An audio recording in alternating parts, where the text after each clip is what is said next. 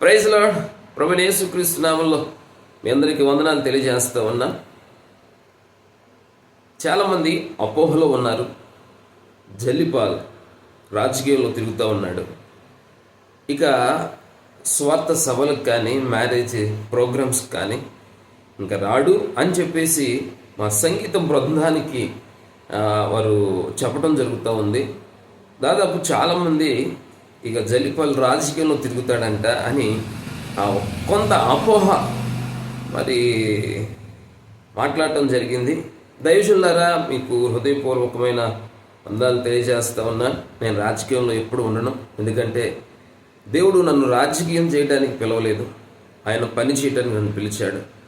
అనేక సభల్లో మరి నేను దేవుని పని చేస్తూ, దేవుడు నాకు ఇచ్చిన తలంతును బట్టి వాడబడుతూ అనేకులు రక్షించబడిన సందర్భాలు ఎన్నో ఉన్నాయి. దేవుడు నాకు ఇచ్చిన ఈ తలంతు దేవుని పరిచర్య చేయాలని, దేవుడు నాకు ఈ పిలుపునే ఇచ్చాడు తప్ప రాజకీయంలో వెళ్ళు అని ఎప్పుడు ఆయన నన్ను పిలుచుకోలే. ఆయన పరిచర్య చేయడానికి నన్ను పిలుచుకున్నాడు. కాబట్టి దైవజనులారా గమనించండి, ఏ స్వార్థ సభలకైనా మ్యారేజ్ ప్రోగ్రామ్స్కైనా మన కుటుంబాల్లో, మన విశ్వాసుల కుటుంబాల్లో ఏ కార్యక్రమం జరిగినా ఆ కార్యక్రమానికి నా బృందంతో నేను హాజరవుతూ ఉన్నాను. కాబట్టి ఈ విషయాన్ని గమనించి, ఇప్పుడైతే నేను ఖమ్మం ప్రాంతానికి వెళ్ళి సంవత్సరం ఉంది, కానీ మరలా నేను మా ప్రాంతానికి వచ్చి పరిసర ప్రాంతాల్లో దేవుని పరిచర్య నిమిత్తం నేను తిరుగుతూ ఉన్నాను.